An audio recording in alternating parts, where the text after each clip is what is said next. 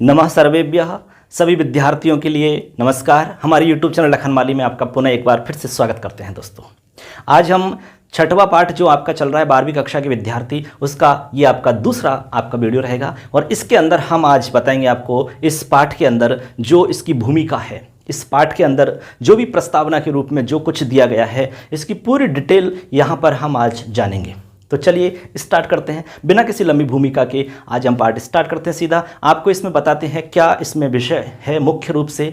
दोस्तों, हम इसमें पूरी कोशिश करते हैं कि आपको हम एक एक शब्द को बताएं, एक एक शब्द का हम आपको अर्थ बता रहे हैं, जिससे कि आपको जिस प्रकार आप कक्षा के अंदर समझ पाते हैं उसी प्रकार से आपको पूरा का पूरा फ़ायदा आपको मिले और ज़्यादा से ज़्यादा आपको लाभ हो। यही हमारा उद्देश्य है। बस आपसे एक ही बात हम कहना चाहेंगे कि ज़रूर से ज़रूर आप हमारे चैनल को सब्सक्राइब करें, बेल आइकन को प्रेस करें, जिससे कि हर वीडियो का नोटिफिकेशन सबसे पहले आप तक पहुंच सके और आपको इसका लाभ मिल सके। आप ज़्यादा से ज़्यादा अपने जितने भी दोस्त हैं, चाहे वो सरकारी स्कूल में पढ़ने वाला हो, चाहे वो प्राइवेट स्कूल का पढ़ने वाला बच्चा हो सकता है, उन सबको आप ज़्यादा से ज़्यादा इसको शेयर करें और उसको आप कहें कि भाई इसमें आप अच्छे से पढ़ाई कर सकते हैं। आप चलते फिरते, खाना खाते, खाना बनाते समय कभी भी आप सुन सकते हैं और सुन करके आप पूरी पढ़ाई अपनी कर सकते हैं। जैसे आपके पाठ हो जाएंगे, उसके बाद में ग्रामर का चैप्टर है वो भी आपका करवाया जाएगा। हम सोच रहे हैं जैसे मान लो आपके 7 पाठ हो जाएंगे 7 पाठ होने के बाद में हम आपका एक टेस्ट पेपर बनाएंगे। आपको ऑनलाइन हम टेस्ट लेंगे आपका, तो टेस्ट के लिए हम आपको बता देंगे एक दिन। जब भी टेस्ट लेंगे तो 2 दिन पहले आपको हम बताएंगे। तो जितना भी हमने पढ़ाया है उसी में से आपको टेस्ट लिया जाएगा। जैसे ही धीरे धीरे ऐसे आपके पाठ पूरे हो जाएंगे, पाठ पूरे होने के बाद में आपको हम कंप्लीट आपको बताएंगे एग्जाम की दृष्टि से कि एग्जाम में किस प्रकार से प्रश्न आपके आते हैं। उन सभी प्रश्नों की यहाँ पर चर्चा आपको की जाएगी। तो दोस्तों, बने रहिए, कहीं नहीं जाइए, अपने चैनल पर जरूर जरूर सब्सक्राइब करें, क्योंकि सब कुछ आपको पूरी की पूरी कंप्लीट जानकारी यहाँ मिलती रहेगी। बिना देरी किए, बिना किसी लंबी भूमिका के स्टार्ट करते हैं आज आपका छठवां पाठ। आज स्टार्ट करते हैं दोस्तों षष्ठः पाठः चारुदत्तम चारुदत्तस्य। आपका छठवां पाठ। बिना देरी के आपको हमने पूरी जानकारी इसमें पहले ही बता चुके हैं। चलिए स्टार्ट करते हैं। पाठ का नाम है चारुत्वम चारुदत्तस्य। इसका जो हिंदी अर्थ होगा वो होगा चारुदत्त की सुंदरता। ठीक है, चारु यानी होता है सुंदर और चारुत्वम यहाँ पर अर्थ हो जाएगा चारुत्वम चारुदत्तस्य। तो चारुदत्तस्य यानी कि षष्ठी का रूप हो गया रामस्य की तरह, तो अर्थ हो जाएगा चारुदत्त की सुंदरता।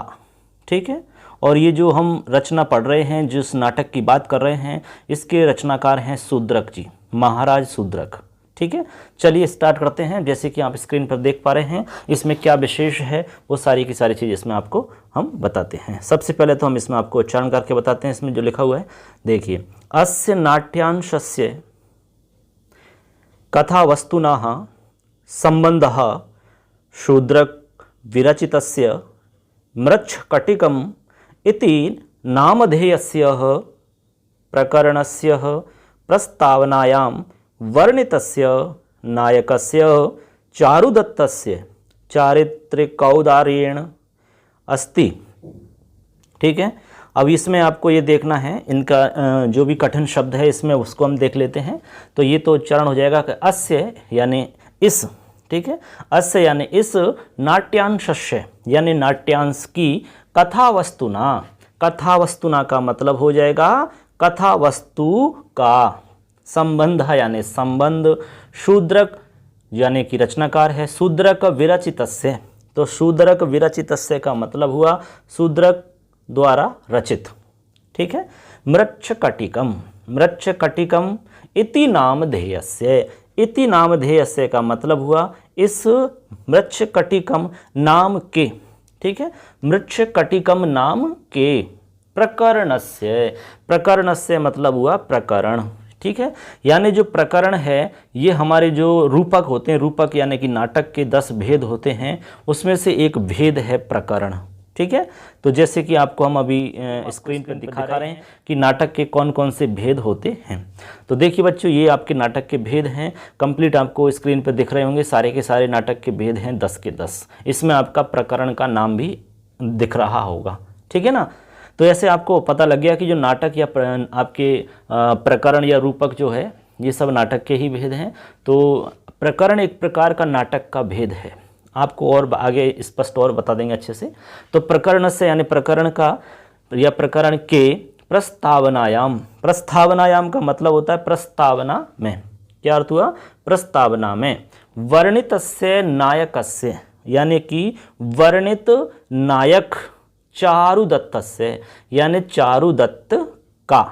ठीक है, वर्णित नायक चारुदत्त का चरित्र, चारित्र, तो इसमें लिख रहा है चारित्रिक औदारेण अस्ति, तो इसका अर्थ है चार यानी चरित्र की उदारता के साथ, या चरित्र उदारता के साथ वर्णित है।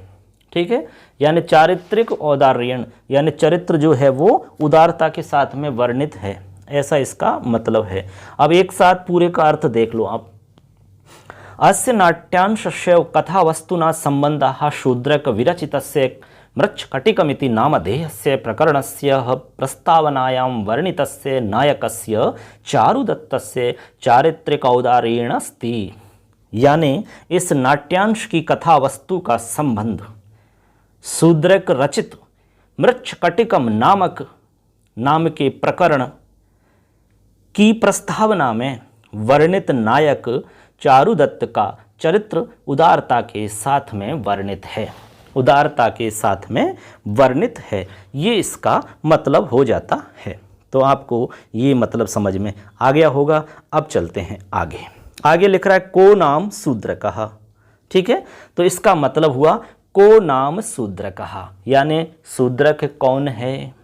को नाम शूद्रकः, यानी कह नाम शूद्रकः, शूद्रक नाम कौन है? मतलब इसका ये हुआ कि शूद्रक कौन है, जो शूद्रक है वो कौन है, ये इसका मतलब है। ठीक है, आगे लिखा हुआ है किम च तस्य स्थिति कालः, किम च तस्य स्थिति कालः, और किम च, किम का मतलब यहाँ क्या है, किम यानी क्या, और च यानी और, तस्य यानी उसका, स्थिति काल यानी स्थिति काल, और उसका स्थिति काल क्या है। ठीक है, यानी कि शूद्रक कौन है और उसका स्थिति काल क्या है, ये इसका अर्थ हो गया। यानी शूद्रक कौन है और उसका स्थिति काल क्या है। आगे लिखा है मृच्छकटिकम तस्य कृतिर अस्ति नास्ति वा। ठीक है, यानी मृच्छकटिकम तस्य कृतिहीर अस्ति नास्ति वा। ठीक है, तो मृच्छकटिकम रचना का नाम, तस्य यानी उसकी, कृति ही यानी रचना, अस्ति यानी है, नास्ति यानी नहीं, वा यानी अथवा। ठीक है, तो मतलब ये हो गया कि मृच्छकटिकम उसकी रचना है अथवा नहीं, यानी मृच्छकटिकम उसकी रचना है या नहीं है, ये इसका मतलब होता है। ठीक है ना। अब इसके बाद में आगे देखिए, आगे लिखा हुआ है इत्यादिषु विषयेषु बहुशः विवदमानापि साहित्य समीक्षा परंपरा स्वीकरोति यत् ईशापूर्व द्वितीय शताब्द्याम् उज्जयिन्यां कोऽपि कविः शूद्रको नाम राजाः आसीत् मृच्छकटिकं च तस्य नाट्यकृतिरस्ति। ठीक है, मतलब ये हुआ कि इत्यादिषु विषयेषु बहुशः विवदमानापि साहित्य समीक्षा परंपरा स्वीकरोति यत् ईशापूर्व द्वितीय शताब्द्याम् उज्जयिन्यां कोऽपि कवि शूद्रको नाम राजा आसीत् मृच्छकटिकं च तस्य नाट्यकृतिरस्ति। मतलब ये हुआ कि इत्यादि विषयों में या इत्यादि विषयों पर, इत्यादिषु विषयेषु मतलब इत्यादि विषयों पर, यह सप्तमी बहुवचन का रूप है रामेषु की तरह। तो इत्यादि विषयों पर बहुशः यानी बहुत सा, बहुशः का मतलब बहुत सा, विवाद यानी विवदमानापि यानी विवाद होने पर भी, विवदमानापि का मतलब होता है विवाद होने पर भी, साहित्य समीक्षा परंपरा यानी साहित्य समीक्षा परंपरा, साहित्य की जो समीक्षा की परंपरा है जिसमें साहित्य की समीक्षा की जाती है, गुण दोष सारी चीज़ों का इसमें समीक्षण होता है पूरा का पूरा। तो साहित्य समीक्षा परंपरा स्वीकरोति यत् यानी स्वीकार करती है, यत् यानी कि ईशा पूर्व द्वितीय शताब्द्याम यानी ईशा पूर्व दूसरी शताब्दी में। ठीक है, सप्तमी का एक वचन का रूप है शताब्द्याम, जैसे रमायाम होता है। तो ईशा पूर्व द्वितीय शताब्दी में उज्जयिन्याम कोपी, उज्जैन्याम का मतलब हुआ सप्तमी का एक वचन, यानी उज्जैनी में, उज्जैनी नगरी में या उज्जैनी में। कवि ही शूद्रको नाम राजा आसीत, यानी कवि शूद्रक नाम का राजा था। कवि शूद्रक नाम का राजा था। ठीक है। और फिर लिख रहा है आगे च यानी और तस्य नाट्य कृतिरस्ति मृच्छकटिकम च तस्य नाट्य कृतिरस्ति, और मृच्छकटिकम उसकी नाट्य कृति थी, मृच्छकटिकम उसकी नाट्य कृति है, अस्ति यानी है। ठीक है।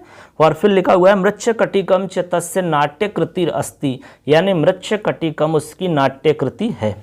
अब इसका पूरी का एक साथ आप अर्थ एक बार और समझ लो। इसका अर्थ हो गया कि इत्यादि विषयों पर बहुत सा विवाद होने पर भी साहित्य समीक्षा परंपरा स्वीकार करती है कि ईसा पूर्व दूसरी शताब्दी में उज्जैनी में कवि शूद्रक नाम का राजा था और मृच्छकटिक उसकी नाट्यकृति है, और मृच्छकटिक उसकी नाट्यकृति है। ये इसका मतलब है। इसमें ज़्यादा कठिन नहीं है, इसमें सिंपल सा एकदम साधारण सी भाषा में इसमें लिखा हुआ है और आसानी से समझ में आ भी जाएगा।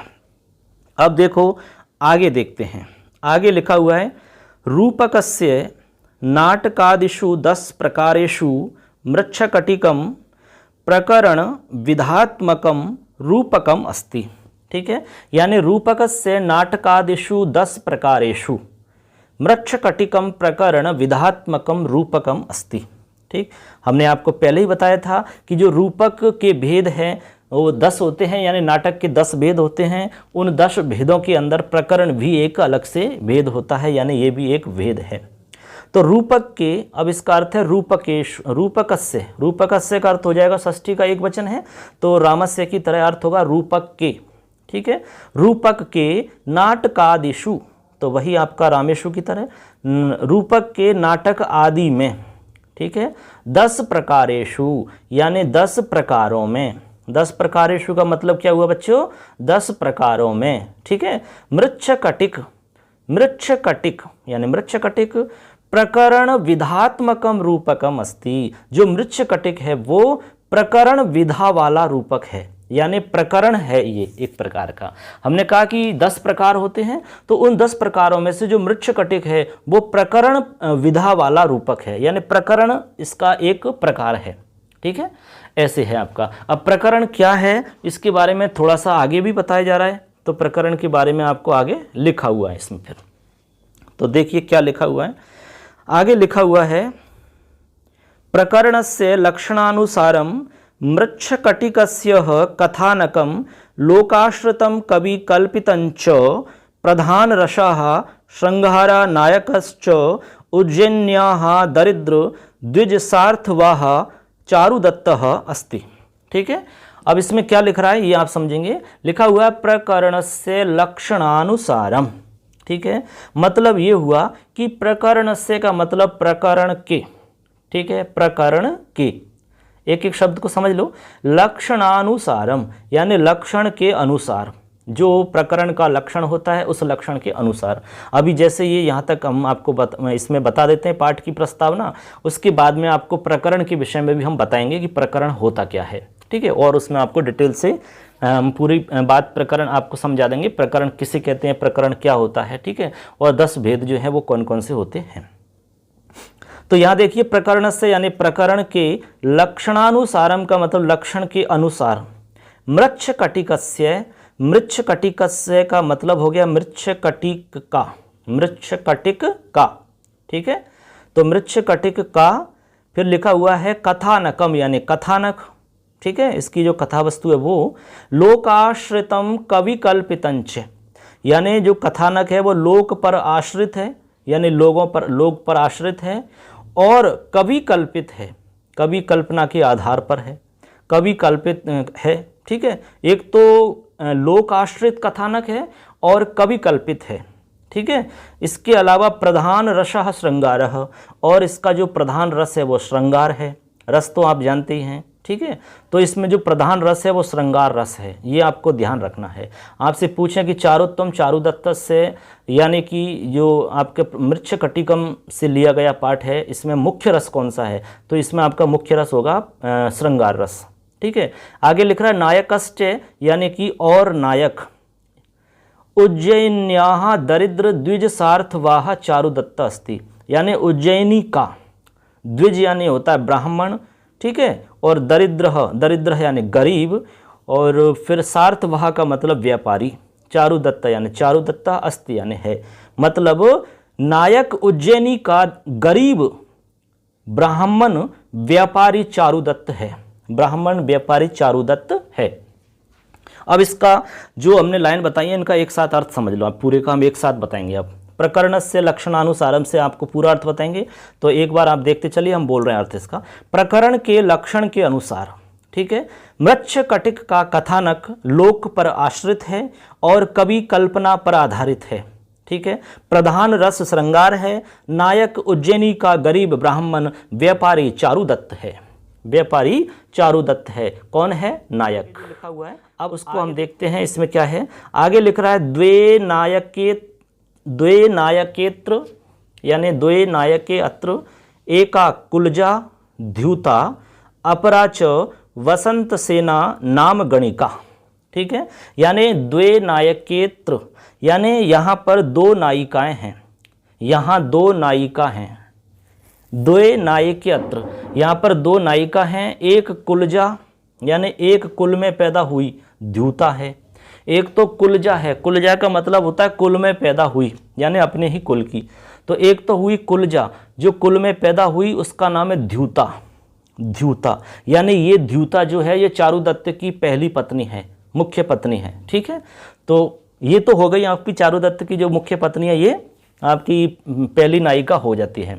और दूसरी है, फिर इसमें लिखा हुआ है अपराच वसंत सेना नाम गणिका, और दूसरी है वसंत सेना नाम की गणिका। दूसरी कौन है, वसंत सेना नाम की गणिका। तो गणिका का मतलब हमने आपको बताया वेश्या होता है, गणिका का मतलब क्या होता है, वेश्या। तो यहां तक आपका हो जाता है। इसमें आपको पता लग गया कि दो नायिका हैं, एक तो आपकी पहली कुलजा यानी कि द्यूता है, और दूसरी आपकी इसमें वसंत सेना। और बसंत सेना कौन है, इसमें आपको पहले बता दिया, गणिका है। गणिका किसे कहते हैं, वेश्या को कहते हैं। अब चलते हैं आगे, देखो इसमें आगे क्या है और विशेष वो सब इसमें आपको बताया गया है। देखिए, तो सबसे पहले तो आप इसको हम पढ़ते हैं, उच्चारण करते हैं इसका। देखिए लिखा हुआ है आपके यहाँ पर, देखते हैं, ये देखो यहाँ से देखते हैं, 10 अंकेषु विभक्तेस्मिन् प्रकरणे उज्जिन्याः गुणमुग्धयाः गणिकया वसंत सेनया उदारशील दरिद्र द्विज चारुदत्तेन सह कृतस्य प्रणयं परिणयञ्च प्रामुख्येन प्रतिपादितम्, प्रामुख्येन प्रतिपादितम। अब ये इसमें आपके कुछ भूमिका बताई है इसमें कि इस पाठ के अंदर क्या है, उसके विषय में कुछ संकेत इसमें दिया गया है। तो देखिए लिखा हुआ है 10 अंकेषु विभक्तेस्मिन्, यानी इसका मतलब है 10 अंकों में। क्या मतलब है, 10 अंकेषु का मतलब हुआ 10 अंकों में, विभक्तेस्मिन् का मतलब विभक्त यानी विभाजित, प्रकरणे यानी प्रकरण में, यानी 10 अंकों में विभाजित इस प्रकरण में, ठीक है। उज्जैन्याः, उज्जैन्या का मतलब उज्जैनी के, ठीक है, उज्जैन्या यानी उज्जैनी के गुणमुग्धया, यहाँ लिख रहा है गुणमुग्धया। तो गुणमुग्धया का मतलब गुणों पर मुग्ध या मोहित, गुणों पर मोहित हुई, गुणों पर मोहित हुई। किसके गुणों पर, उज्जैनी के गुणों पर मोहित हुई, उज्जैनी के गुणों पर मोहित हुई। गणिकया वसंत सेनया, यानी वेश्या वसंत सेना के द्वारा। कौन कौन मुग्ध हुई, गणिका वसंत सेना के द्वारा, ठीक है। एक बार दोबारा अर्थ बता देंगे, अभी हम शब्दों के हिसाब चल रहे हैं। तो गणिकया वसंत सेनया यानी गणिका वसंत सेना के द्वारा, उदारशील दरिद्र द्विज चारुदत्तेन सह ठीक है, सह के योग में तृतीय विभक्ति होती है तो रामेन की तरह तृतीय विभक्ति हो जाती है। तो उदारशील, दरिद्र यानी कि गरीब, चारुदत्त यानी चारुदत्त इसमें नाम है उसका, तो यहाँ हो जाएगा कि उदारशील गरीब चारुदत्त के साथ किए गए, कृतस्य यानी किए गए, कृतस्य का अर्थ क्या होता है बच्चों, किए गए। प्रणयम, प्रणयम का मतलब होता है प्रेम, प्रणयम का अर्थ क्या होता है, प्रेम, ठीक है। और परिणयंच, परिणयंच का मतलब विवाह, ठीक है, प्रेम और विवाह को प्रामुख्येन, प्रामुख्येन का मतलब प्रमुख रूप से प्रतिपादितम यानी प्रतिपादित किया गया है। ठीक, अब इसका पूरे का एक बार और सुन लो आप अर्थ, ठीक है। 10 अंकेषु विभक्तेस्मिन् प्रकरणे उज्जिन्याः गुणमुग्धया गणिकया वसंत सेनया उदारशील दरिद्र द्विज चारुदत्तेन सह कृतस्य प्रणयम परिणयंच प्रामुख्येन प्रतिपादितम। यानी मतलब हो गया कि 10 अंकों में विभाजित इस प्रकरण में उज्जैनी के गुणों पर मोहित वेश्या वसंत सेना के द्वारा उदारशील गरीब चारुदत्त के साथ में किए गए प्रेम और विवाह को प्रमुख रूप से यहाँ पर प्रतिपादित किया है, यहाँ पर प्रतिपादित किया है। तो इसमें आपको पता चल गया कि इस पाठ में मुख्य रूप से क्या प्रतिपादित किया गया है। तो इसमें पता लग गया कि चारुदत्त और इसमें वेश्या यानी कि जो गणिका वसंत सेना है उनके प्रेम के बारे में और उनका प्रेम विवाह ये मुख्य रूप से वर्णित किया गया है। चलिए आगे देखते हैं, आगे और भी है इसमें, और क्या दिया है। चलिए लिखा हुआ है अत्र कितवद्यूतकार विट चेट शकारादि नामपि चरित्रम प्रकाशितम। देखो यहाँ पर लिखा हुआ है, ये देखो यहाँ पर अत्र प्रकाशितम, तो लिखा हुआ है अत्र कितवद्यूतकार विट चेट शकारादि नाम अपि चरित्रम प्रकाशितम, यानी इनका चरित्र भी प्रकाशित किया गया है। अब किस किस का है, यहाँ पर सबका नाम आ रहा है। तो अत्र यानी होता है बच्चों यहाँ, देखो अब अंडरलाइन किया हुआ है ना, इसको आपको बता रहे हैं हम। अत्र यानी होता है वैसे, और धूर्त यानी धूर्त होता ही है। उसके बाद में द्यूतकार यानी जुआरी होता है, जुआ खेलने वाला, ठीक है। तो देखो यहाँ पर एक बार दोबारा सुन लो। अत्र यानी होता है बच्चों यहाँ, और कितब यानी चालाक होता है। और फिर लिखा है आपका द्यूतकार, द्यूतकार का मतलब जुआरी या जुआ खेलने वाला, सट्टे लगाने वाला, ठीक है। उसके बाद में विट होता है आपका लंपट, नौकर, और शकार आदि रखेल आदि और साला, इन सब का चरित्र प्रकाशित किया गया है, ठीक है। यानी कितब, द्यूतकार, विट, चेट और शकार, इन आदि का भी यहाँ पर चरित्र प्रकाशित किया गया है, ये इसका मतलब हुआ, ठीक है। यानी ये बताया कि इसमें किस किस का चरित्र प्रकाशित किया गया है। तो इसमें आ गया धूर्त, जुआरी, लंपट, नौकर, रखेल का भाई यानी साला आदि का चरित्र यहाँ पर प्रकाशित किया गया है। अब आगे देखो, एवं यानी एवं सामाजिक यथार्थ चित्रण माध्यमेन, सामाजिक यथार्थ चित्रण माध्यमेन लोक जीवन दर्शन दृष्टया, लोक जीवन दर्शन दृष्टया, जैसे कि यहाँ पर आप देख रहे होंगे, लोक जीवन दृष्टया प्रकरणमेतत् संस्कृत नाट्य साहित्ये अनुपमा निधि रूपेण राजते, अनुपमा निधि रूपेण राजते। इसका मतलब क्या है, तो एक एक शब्द को पहले देखेंगे अपन। तो लिखा हुआ है एवं यानी इस प्रकार, एवं यानी इस प्रकार, सामाजिक यथार्थ चित्रण माध्यमेन, यानी सामाजिक यथार्थ चित्रण के माध्यम से। पूरा अर्थ समझो आप, एक एक शब्द को समझो, एक एक को सुनते चलिए। और यदि आप पहली बार आए हैं चैनल पर तो ज़रूर सब्सक्राइब करके जाना, क्योंकि आपको पूरा कंप्लीट कोर्स यहाँ पर मिलेगा और बहुत ही अच्छे प्रकार से आपको यहाँ पर दिया जाएगा। अपने दोस्त जितने भी हैं सबको शेयर करो आप, ठीक है। चलिए, तो इसका अर्थ हो गया आपका सामाजिक यथार्थ चित्रण के माध्यम से लोक जीवन दर्शन दृष्टया, दृष्टया तीसरी विभक्ति है तृतीया, तो लोक जीवन की दृष्टि से, लोक जीवन की दृष्टि से, दृष्टया यानी दृष्टि से, ठीक है। ए प्रकरणम एतत्, प्रकरणम एतत् यानी यह प्रकरण, प्रकरणम एतत् का मतलब यह प्रकरण। संस्कृत नाट्य साहित्य, तो संस्कृत नाट्य साहित्य का मतलब हो गया संस्कृत नाट्य साहित्य में, संस्कृत नाट्य साहित्य में सप्तमी का एक वचन का रूप है। तो संस्कृत नाट्य साहित्य में अनुपमा निधि रूपेण विराजते, यानी अनुपम निधि के रूप में शोभा देता है, अनुपम निधि के रूप में शोभा देता है, ये इसका मतलब हो गया।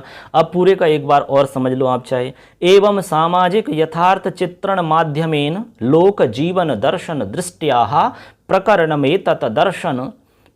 एतत् संस्कृत नाट्य साहित्य अनुपमा निधि रूपेण राजते। मतलब ये हुआ इसका, दोबारा से पूरे का अर्थ समझेंगे। अब एक बार हम अर्थ बोल रहे हैं, आप इसको देखते चलिए। इस प्रकार सामाजिक यथार्थ चित्रण के माध्यम से लोक जीवन की दृष्टि से यह प्रकरण संस्कृत नाट्य साहित्य में अनुपम निधि के रूप में शोभा देता है, ठीक है, यानी सुशोभित है, ये इसका मतलब हो जाता है। तो यहाँ तक आपको काफ़ी कुछ पता लग गया होगा इस पाठ के बारे में, इसमें क्या विशेष है, क्या बताया गया है, ये सारी चीज़ें आपको यहाँ पर पता चल गई होंगी। अब देखो यहाँ पर आगे भी पाठ के विषय में आपको यहाँ पर बताया जा रहा है, मुख्य रूप से पाठ में है क्या। चलिए स्टार्ट करते हैं आगे। लिखा हुआ है पाठोयम मृच्छकटिकस्य नामाख्यस्य प्रकरणस्य अलंकारन्यासः इति नामकात प्रथम अंकातः गृहीता। ठीक है, जैसे कि हमने आपको कहा कि इसके अंदर जो अंक हैं वो टोटल आपके 10 अंक हैं। ठीक है, इस प्रकरण के अंदर जो टोटल अंकों की हम बात करें तो टोटल इसमें 10 अंक हैं। ठीक है ना। अब 10 अंकों के नाम भी आपको हम बता देंगे अभी, तो आप चाहें तो 10 अंकों के नाम भी आप देख सकते हैं। चलिए हम आपको स्क्रीन पर 10 अंकों के नाम बता देते हैं सबसे पहले तो चलो दोस्तों, इसमें आपको जो पहली लाइन लिख रही है ना, इसका एक बार पहली लाइन का मतलब समझ लो आप, उसके बाद में हम आगे आपको बताएंगे पूरी डिटेल।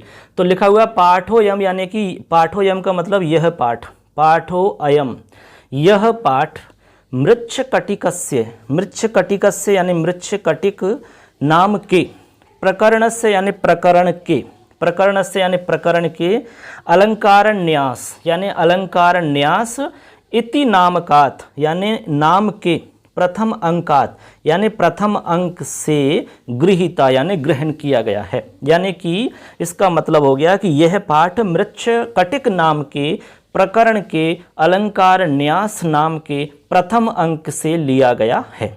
ठीक है, अब आप सोच रहे हैं कि प्रथम अंक का नाम अलंकार न्यास है, बिल्कुल सही है, आपने बिल्कुल सही सुना। चलिए हम आपको सारे के सारे जो आपके अंक हैं, इसमें टोटल 10 अंक हैं बच्चों, उन 10 अंकों के नाम बता देते हैं। यानी पहले अंक का नाम तो आपने पता लग गया, अलंकार न्यास है, दूसरे अंक का, तीसरे का, चौथे का, ऐसे करके 10 अंकों तक के नाम आपको हम बता देते हैं शॉर्ट में, यानी केवल नाम आपको ध्यान में रख लेना है। तो जैसे कि प्रथम अंक का नाम हो गया अलंकार न्यास, ठीक। द्वितीय अंक का नाम है द्यूतकर संवाहक, दूसरे अंक का नाम है द्यूतकर संवाहक। इसके बाद में तीसरा अंक है इसमें, उसका नाम है संधि विच्छेद। क्या नाम है? संधिच्छेद या संधि विच्छेद। चौथा अंक है, चौथे अंक का नाम है मदानिका शर्विलक, ठीक है, या मदनिका शर्विलक। उसके बाद में 5वां अंक है दुर्दिन अंक, 5वें अंक का नाम है दुर्दिन अंक। और उसके बाद में 6ठे अंक का नाम है प्रवहन विपर्य, यानी गाड़ी का बदलना, प्रवहन विपर्य। इसके बाद में 7वां अंक है आर्यकापहरण, आर्यकापहरण। उसके बाद में 8वां अंक है वसंत सेना मोटनम, यानी बसंत सेना का गला घोटना। उसके बाद में 9वां अंक है व्यवहार, यानी न्यायालय। और 10वां अंक है संहार, यानी उपसंहार। क्या अंक है? उपसंहार। ऐसे करके आपके टोटल 10 अंकों के हमने नाम आपको बता दिए। तो टोटल करके इसमें जो आप अंकों की बात करें तो टोटल आपको कितने अंक मिलेंगे? 10 अंक हैं। अब 10 अंक कौन कौन से होते हैं ये हमने आपको पूरे के पूरे बता दिए। तो आशा करते हैं आपको ये आपको समझ में भी आ गया होगा और आपको ये याद भी रहेगा कि अंक कौन कौन से हैं, 10। ठीक है, अब इसमें आपको देखते हैं और क्या लिखा हुआ है, उसको भी हम समझ लेते हैं आगे। तो आपको समझ में आ गया कि पहले अंक से लिया गया और पहले अंक का क्या मतलब है, यानी पहले अंक का नाम क्या है वो आपको समझा दिया है। आगे देखिए, आगे लिखा है प्रारंभे आमुखे कृति कृतिकार कथानकादि नाम परिचय पुरस्सरम नटी सूत्रधारयो हास परिहासात्मकः संवाद अभिनीताः। ठीक है। अब इसमें ये कह रहे हैं कि प्रारंभ में क्या बताया, स्टार्टिंग में इसमें है क्या, उसके बारे में आगे देखते हैं। इसके जो मतलब क्या है, प्रारंभे आमुखे, यानी इसका मतलब है प्रारंभे यानी प्रारंभ में, आमुख में यानी स्टार्टिंग में, प्रारंभ में आमुख में, ठीक है। कृति कृतिकार कथानकादि नाम, यानी कृति यानी रचना और कृतिकार यानी रचनाकार, ठीक है। कृति यानी रचना और कृतिकार यानी रचनाकार।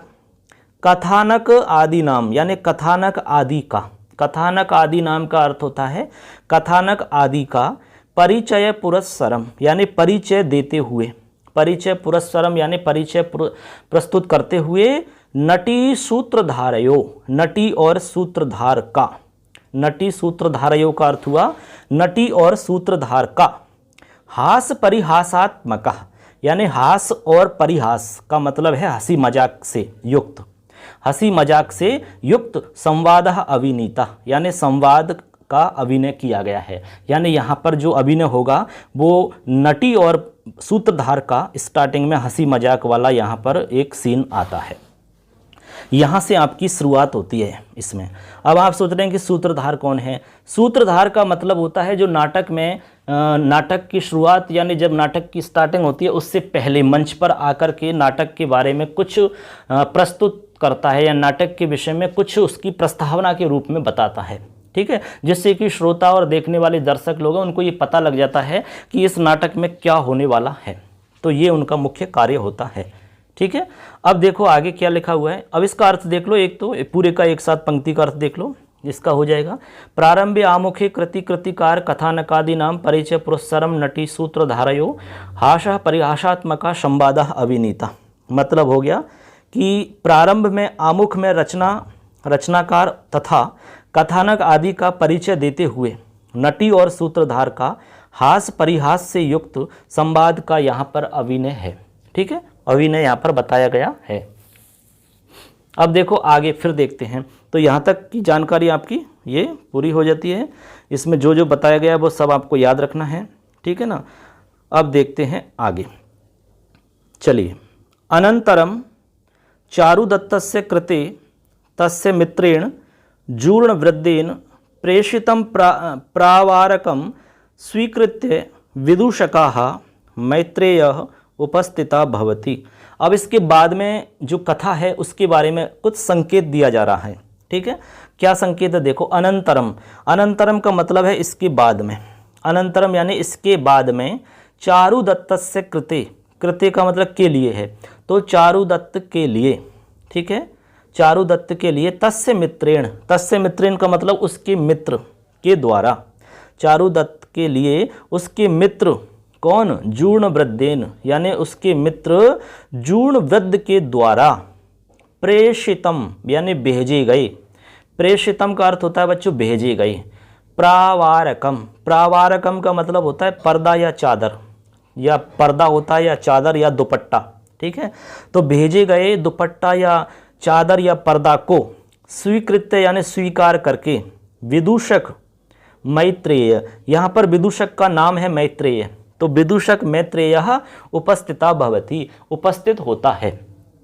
अब देखो विदूषक का नाम है मैत्रेय, तो ये आपको याद रखना है। मान लो सवाल आ जाता है कि चारुत्तम चारुदत्त से पाठ में विदूषक का क्या नाम है, तो उसका नाम है मैत्रेय, ठीक है। और विदूषक जो होता है, जो मुख्य नायक होता है, उसकी सहायता के लिए उसके साथ में रहता है, उसकी हर जगह उसको खुश रखने के लिए उससे उसी प्रकार का संवाद करता है, उसको प्रसन्न रखता है और आपस में उसकी जो बातचीत होती है नायिका तक पहुंचाने का कार्य भी करता है, ठीक है। एक संवाद सेतु का एक प्रकार से माध्यम बना रहता है ये विदूषक, ठीक है। हंसी मजाक का पात्र होता है विदूषक एक तरह से। नाटकों में भी होता है, जब रामलीला वगैरह होती है तो उनमें भी एक विदूषक होता है ना, वो कॉमेडी करने वाला, वो उसी प्रकार का विदूषक होता है। तो अब इसका मतलब समझ लो एक साथ पूरे का। अनंतरम से लेकर के आपका अर्थ है अनंतरम, यानी इसके बाद चारुदत्त के लिए उसके मित्र जूर्णवृद्ध के द्वारा भेजे गए पर्दा या दुपट्टा को स्वीकार करके विदूषक मैत्रेय उपस्थित होता है। कौन उपस्थित होता है, विदूषक मैत्रेय। अब इससे ये पता चलता है कि आपका जो कहानी है यहाँ पर स्टार्ट होने वाली है। आगे फिर देखते हैं, आगे लिखा हुआ है बच्चों, चारुदत्तस्य मैत्रेयेण, चारुदत्त आगे लिख रहा है, चारुदत्त से मैत्रेयेण स संवाद भवति। ठीक है, इसका मतलब है चारुदत्त से मैत्रेयेण सह, यानी चारुदत्त का मैत्रेय के साथ, चारुदत्त का मैत्रेय के साथ में संवाद भवति यानी संवाद होता है। तो अर्थ हो जाएगा चारुदत्त का मैत्रेय के साथ में संवाद होता है। किसके साथ? मैत्रेय। मैत्रेय कौन है? विदूषक। तो मैत्रेय के साथ में संवाद होता है। किसका होता है? चारुदत्त का। ठीक, आगे देखो, संवादेस्मिन् निर्धनता कारणात् सामाजिक जीवन व्यवहार व्यवधान विषये चारुदत्तस्य चिंता गुणचारुता च प्रदर्शिता। अब आगे क्या लिख रहा है? संवादेस्मिन्। फिर इसमें हमने कहा कि भाई संवाद होता है दोनों के बीच में। फिर लिख रहा है संवादेस्मिन् का मतलब है आपकी संवादे अस्मिन्, यानी इस संवाद में। क्या अर्थ हुआ? इस संवाद में निर्धनता कारणात्, यानी निर्धनता के कारण से, निर्धनता कारणात् यानी निर्धनता या गरीबी, तो निर्धनता या गरीबी के कारण से सामाजिक जीवन व्यवहार, यानी सामाजिक जीवन व्यवहार के व्यवधान विषय, यानी व्यवधान के विषय में, सामाजिक जीवन व्यवहार के व्यवधान के विषय में चारुदत्त से चिंता, चारुदत्त की चिंता। ठीक है, चारुदत्त से चिंता यानी चारुदत्त की चिंता, गुण चारुता च, और गुणों में रुचि या गुणों की सुंदरता प्रदर्शिता, यहाँ पर प्रदर्शित है यानी प्रदर्शित की गई है। दोबारा से समझ लो। अब इस संवाद में निर्धनता के कारण सामाजिक जीवन व्यवहार व्यवधान के विषय में चारुदत्त की चिंता और गुणों में उसकी रुचि या सुंदरता यहाँ पर प्रदर्शित की गई है, यहाँ पर प्रदर्शित की गई है। तो इसमें आपको कुल मिला के ये आपके इसमें भूमिका के रूप में पाठ हो जाता है। इसमें जो जो जानकारी थी वो आपकी सारी यहाँ जानकारी हो जाती है। अब इसमें कुछ आपके ये स्टार्टिंग के लिए 2 श्लोक हैं, इनको भी बता देते हैं। इसके बाद में अगले पार्ट में आपको आगे का मैटर बताएंगे। तो ये श्लोक हैं, केवल इनको हम जान लेते हैं। तो यहाँ तक की बात आपको समझ में आ गई दोस्तों। आपको यहाँ तक जो भी बताया है वो आपको कंप्लीट याद रखना है, क्योंकि ये सब आपको जैसे आगे हम पढ़ेंगे पाठ तो उसमें काम आने वाला है। पूरी जानकारी आपको कंप्लीट आपको इसमें आपको जानकारी मिलने वाली है। इसमें से कोई भी प्रश्न यदि आता है तो आपका गलत नहीं होगा। किसी भी प्रकार का सवाल आ जाए, चाहे पूरा कंप्लीट हम आपको डिटेल से पूरी बताने की कोशिश कर रहे हैं। चलिए आगे थोड़ा सा और बता देते हैं, उसके बाद में फिर अगली वीडियो में आपको हम बचा हुआ मैटर बताएंगे। चलिए, इसमें अब आने वाला श्लोक है। श्लोक के अंदर आपको संकेत दिया जा रहा है कि इसमें किसके बारे में बताया जा रहा है। चलिए देखते हैं। तो आगे लिखा हुआ है, अवंतीपुर्याम द्विजसार्थबाहो युवा दरिद्रा किल चारुदत्तः गुणानुरक्ता गणिका च यस्य बसंत शोभे बवसंत सेना तयोरिदं सत शुरतोषवाश्रयं नय प्रचारं व्यवहार दुष्टतां खलस्वभावं भवितव्यतां तथा चकार सर्वं किल शूद्रको नृपः। ठीक है, अब देखिए इसमें आपने देखा जैसे कि पूरी यहाँ पर एक बार दोबारा से आप देख लो। यहाँ लिखा हुआ है, ये देखो पद्य श्लोक है, अवंतीपुर्याम द्विजसार्थबाहो युवा दरिद्रा किल चारुदत्तः। ठीक है, यहाँ देखें आप, ये देखो। फिर लिखा गुणानुरक्ता गणिका च यस्य वसंत शोभे वसंत सेना। अब देखो यहाँ पर आपको लिखा हुआ है, इसका अन्वय देखते हैं हम करके। अभी बहुत ही सिंपल है, एकदम सरल सा, जैसे जैसे लिखा हुआ है वैसा का वैसा आपको देखना है। एक तो इसमें चारुदत्त है आपका मुख्य कर्ता जो आपका दिख रहा है यहाँ, ठीक है। और फिर एक इसमें आपकी क्रिया दिख रही है, क्रिया है नहीं इसमें, लेकिन अपने को क्रिया का अध्याहार करना पड़ेगा। गुणानुरक्ता आसीत, ऐसा अर्थ आपको अर्थ निकालना है। तो आसीत है, गुणों से अनुरक्त कौन है वो आपको इसके देखने हैं, कौन कौन इससे संबंधित है। तो देखो आपको स्क्रीन पर हम दिखाते हैं इसका अन्वय। तो अन्वय हो जाएगा दोस्तों इसका, अवंतीपुर्याम, बिल्कुल सिंपल है। अवंतीपुर्याम द्विजसार्थवाह युवा दरिद्रः चारुदत्तः किल आसीत बसंत शोभेव बसंत सेना गणिका च यस्य गुणानुरक्ता आसीत। ठीक है, गुणानुरक्ता आसीत, ये हो गया इसका अन्वय। अब इसमें देखो अर्थ देख लो एक बार इनका शब्दों का। जैसे आप अन्वय में देख रहे अवंतीपुर्याम, अवंतीपुर्याम का मतलब उज्जयिनी है, उज्जयिनी, ठीक है। अवंतीपुर्याम का अर्थ क्या है बच्चों? उज्जयिनी। फिर लिखा है सार्थवाह, द्विज सार्थवाह, तो द्विज का अर्थ होता है ब्राह्मण, सार्थवाह का मतलब होता है व्यापारी, सार्थवाह का अर्थ क्या होता है? व्यापारी। फिर लिखा है युवा, युवा आप जानते ही हैं, युवा होता है। दरिद्र यानी गरीब है। चारुदत्त आप जानती हैं, किल आसीत यानी था, निश्चित रूप से, किल यानी निश्चित होता है वैसे यहाँ पर। उसके बाद में वसंत शोभेब, तो वसंत शोभेब का मतलब है बसंत की सुंदरता के समान, बसंत की शोभा के समान, ठीक है। बसंत सेना, बसंत सेना यानी बसंत सेना नाम की गणिका। यस्य गुणानुरक्ता आसीत, यानी यस्य गुणानुरक्ता आसीत, यानी उसके गुणों पर अनुरक्त थी, यानी उसके गुणों पर क्या थी? प्रेम करती थी, उसके गुणों से प्रेम करती थी, ऐसा इसका इसमें मतलब है। तो अब देखो इसका पूरे का एक साथ अर्थ देख लेते हैं अपन, ठीक है। अवंतीपुर्याम द्विज सार्थ वह युवा दरिद्र चारुदत्ता किल आसीत बसंत शोभेव बसंत सेना गणिका च यस्य गुणानुरक्ता आसीत। मतलब ये हुआ बच्चों यहाँ पर कि उज्जैनी में, उज्जैनी के अंदर पहले ब्राह्मण व्यापारी था, ठीक है, यानी जो उज्जैनी में पहले ब्राह्मण व्यापारी था, किंतु बाद में दरिद्र युवक चारुदत्त रहता था। देखो दोस्तों इसका अर्थ हो जाएगा बच्चों, उज्जैनी में ब्राह्मण व्यापारी युवा दरिद्र चारुदत्त रहता था। उज्जैनी में ब्राह्मण व्यापारी युवा दरिद्र या निर्धन चारुदत्त रहता था और वसंत ऋतु की सुंदरता के समान, बसंत ऋतु की सुंदरता के समान बसंत सेना नामक वैश्या, बसंत सेना नामक वैश्या उसके गुणों के कारण उससे प्रेम करती थी, उसके गुणों के कारण उससे प्रेम करती थी। ये इसका मतलब हो गया। तो ये इसका मतलब हो जाता है, बसंत सेना नामक वेश्या उसके गुणों के कारण उससे प्रेम करती थी। ये केवल यहाँ पर कथा वस्तु का एक संकेत मात्र दिया गया है इसमें श्लोक में, ठीक है, कोई बहुत बड़ी इसमें बात नहीं है, केवल इसमें एक संकेत दिया है कि भाई इसके अंदर क्या बताया गया है।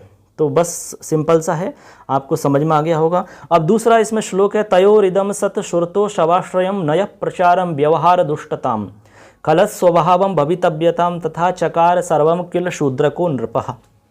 अब इसमें देखो इसका अन्वय देखो आप, अन्वय से आपको अर्थ भी पता चल जाएगा। तो अन्वय हो जाएगा इसका तयो हो, जैसे स्क्रीन पर देखते चलो, तयो हो सत सुरतो सवाश्रयम नय प्रचारम व्यवहार दुष्टताम खलः स्वभावम तथा भवितव्यताम च सर्वम शूद्रकाः चकारः। ठीक है, अब देखो इसके पहले अर्थ देखेंगे हम एक एक शब्दों का, उसके बाद में फिर आगे जानेंगे। तो जैसे कि लिखा हुआ है तयो सत, तयो सत यानी उन दोनों के, तयो सत यानी उन दोनों के, ठीक है। सुरतो शवाश्रयम, सुरतो शवाश्रयम का मतलब है आनंदोत्सव पर आधारित नीति व्यवहार, आनंदोत्सव पर आधारित, इसका अर्थ हो जाएगा आनंद उत्सव पर आधारित, ठीक है, आनंद उत्सव पर आधारित नीति। फिर लिख रहा है नय प्रचारम, नय प्रचारम का मतलब नीति व्यवहार, नय प्रचार का मतलब है नीति व्यवहार, ठीक है। तो ये हो जाएगा आपका नय प्रचार यानी नीति का आचरण या नीति व्यवहार। फिर आगे लिखा हुआ है, ये हो गया आपका नय प्रचार। व्यवहार दुष्टताम, व्यवहार दुष्टताम का मतलब व्यवहार की दुष्टता, यानी व्यवहार की दुष्टता या व्यवहार के दोष, ठीक है ना। इसके बाद में खल स्वभावम, खल स्वभाव का मतलब धूर्त या दुष्टों का स्वभाव, खल यानी दुर्जन होता है या दुष्ट होता है, तो खल स्वभाव का मतलब हो गया दुष्टों का स्वभाव। तथा भवितव्यताम च, तो भवितव्यताम का मतलब होता है होनहार या होना, ठीक है, भवितव्यताम यानी होनी, जैसे कहते हैं ना होनी तो होनी थी, भवितव्यताम च होनी का। सर्वम यानी सब, शूद्र का चकार यानी शूद्र का यानी यहाँ पर शूद्रक है, चकार यानी किया गया है, चकार यानी किया गया है, यानी ग्रंथ ने इसमें ग्रंथ में किया गया है, शूद्रक के द्वारा इसमें इनका वर्णन किया गया है, ऐसा इसका मतलब है।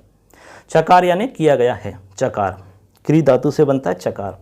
शूद्रक यानी शूद्रक, सर्वम यानी सब, भवितव्यताम यानी इनका होना या होनी। ऐसा इसका मतलब है। अब एक साथ पूरे का अर्थ देखो, इससे आपको स्पष्ट हो जाएगा। अब देखो मतलब हो जाएगा कि इस मृच्छकटिकम जो नाटक है, इस नाटक में उन दोनों का मतलब चारुदत्त और बसंत सेना नाम की जो गणिका है, उनके श्रेष्ठ आनंद उत्सव पर आश्रित नीति का आचरण और विवाद विचार यानी कि व्यवहार के दोष, दुष्टों का स्वभाव तथा होनहार या होनी भवितव्यता, इन सब का वर्णन राजा शूद्रक ने इस ग्रंथ में किया है। राजा शूद्रक ने इस ग्रंथ में किया है, यानी इसमें ये पता चला है कि इसमें राजा शूद्रक ने किस किस का वर्णन किया है। ठीक है, तो तयोरिदम सत श्रुतो शवाश्रयम नया प्रचारम व्यवहार दुष्टताम, यानी कि व्यवहार की दुष्टता, नीति का प्रचार, खलत स्वभाव, दुष्ट लोगों के स्वभाव के बारे में, भवितव्यताम यानी कि होनी, और चकार यानी किया है, सर्वम किल शूद्रको नृपः यानी महाराज शूद्रक के द्वारा इन सब का वर्णन इस ग्रंथ में किया गया है। ये इसका सिंपल सा मतलब हो जाता है। ठीक है, तो ये तो होगी दोस्तों इस पार्ट के अंदर हमारी भूमिका हो जाती है, इस पार्ट के अंदर क्या क्या बताया गया है। आशा करते हैं आपको सब कुछ समझ में आ गया होगा। तो आपको ये अच्छा लगा हो तो कमेंट करें, ज़रूर से आपको बताइए, और जो भी इसमें प्रॉब्लम आपकी रही है तो निश्चित हमें कमेंट करिए, अपने दोस्तों को ज़रूर शेयर करिए, और चैनल पर पहली बार आएँ तो सब्सक्राइब चैनल को जरूर करके जाइए, क्योंकि इस पर कंप्लीट आपको कोर्स मिलने वाला है। बहुत ही अच्छी प्रकार से आपको यहाँ पर हम समझाने की पूरी कोशिश कर रहे हैं। चलिए दोस्तों, मिलेंगे फिर अगले वीडियो में, तब तक के लिए जय हिंद, जय तु भारतम, जय तु संस्कृतम। धन्यवाद।